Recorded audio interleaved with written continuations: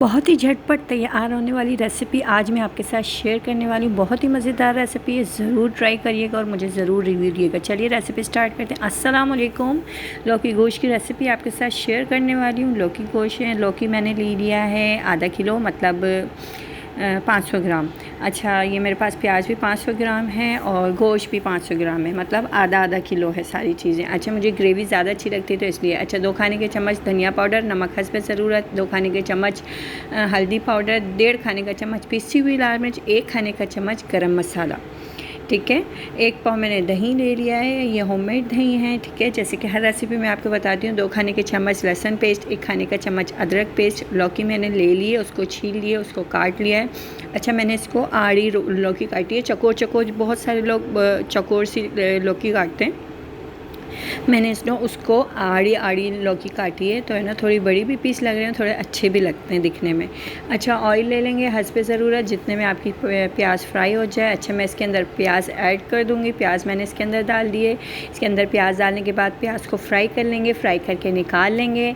जैसे मैं हर रेसिपी में आपको बताती हूँ कि ना, प्याज को फ्राई करके निकाल लेंगे। निकालने के बाद इसको मैं दही के साथ ग्राइंड कर लूँगी। अच्छा, दही के साथ ग्राइंड भी करूँ ना मैं प्याज को, तो वो प्याज फिर मुंह में आती है। मसाला अगर सही नहीं ग्रेवी बने ना इसकी, तो फिर मुझे मज़ा नहीं आता खाने में भी और खाना पकाने में भी। तो इसको मैं कुछ भी नहीं करती, अपनी सहूलत के लिए ज़्यादा चम्मच ना चलाना पड़े, इस वजह से मैं इसको फ्राई कर लेती हूँ। अच्छा, एक खुशखबरी की बात मैं आपको ये बताना चाहती हूँ कि मैं कल, अब जो नेक्स्ट वीडियो आएगी मेरी, वो व्लॉगिंग की होगी। अच्छा, व्लॉग में मैं आपके साथ रेसिपी शेयर करूँगी। अच्छा, अपनी डेली रूटीन भी शेयर करूँगी कि डेली रूटीन में क्या क्या करती हूँ मैं, वो सब आपके साथ शेयर करूँगी। मैं अब व्लॉगिंग करूँगी, व्लॉगिंग से आपको मैं बताऊँगी। रेसिपी तो मेरी जो आती है वही वैसी ही आएगी, रेसिपी मैं व्लॉगिंग में शेयर करूँगी। ठीक है, तो चलिए रेसिपी को स्टार्ट करते हैं, आगे वीडियो को बढ़ाते हैं। तो मैंने गोश्त डाल लिया। गोश्त डालने के बाद इसके अंदर मैंने अदरक लहसुन का पेस्ट ऐड कर दिया था। पेस्ट ऐड करने के बाद इसको अच्छी तरीके से हम भून लेंगे कि इसका जो कच्चापन है वो नहीं आए, वो निकल जाए इसके अंदर से। तो इसको मैं अच्छी तरीके से भून लूँगी कि गोश्त भी भुन जाए और अदरक लहसुन का जो पेस्ट है वो भी अच्छी तरीके से भुन जाए। इसके अंदर मैं सारे मसाले ऐड कर दूँगी। सिर्फ 4 मसाले डले, मतलब 5 मसाले। अच्छा, ये जो गरम मसाले उसको मैं दम पे डालूँगी, जैसे मैं हर रेसिपी में डालती हूँ। अच्छा, पहले से गरम मसाला सालन के अंदर डाल दो ना, सालन काला हो जाता है, तो इस वजह से सालन की ना रौनक नहीं आती, जो गोल्डन पना, जो रेडनेस आती है ना, वो नहीं आती सालन की।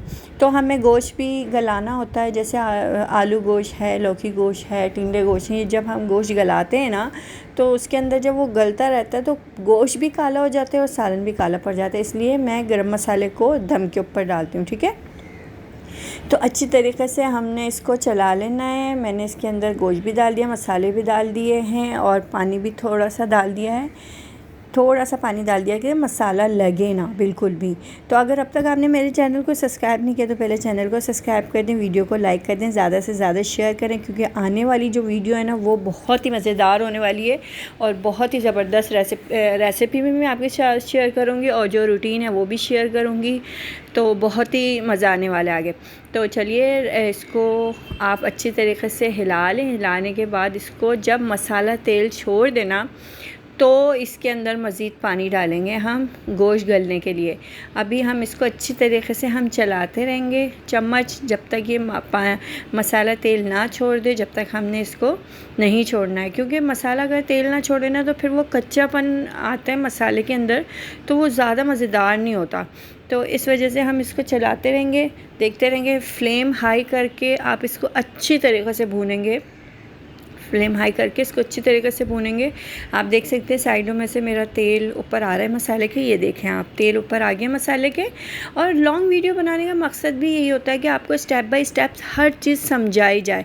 अच्छा, शॉर्ट वीडियो करेंगे, बीच बीच में से कट कर देंगे, आपको तो पता ही नहीं चलेगा कि ना बीच में रेसिपी में कितना भूनना है, क्या करना है।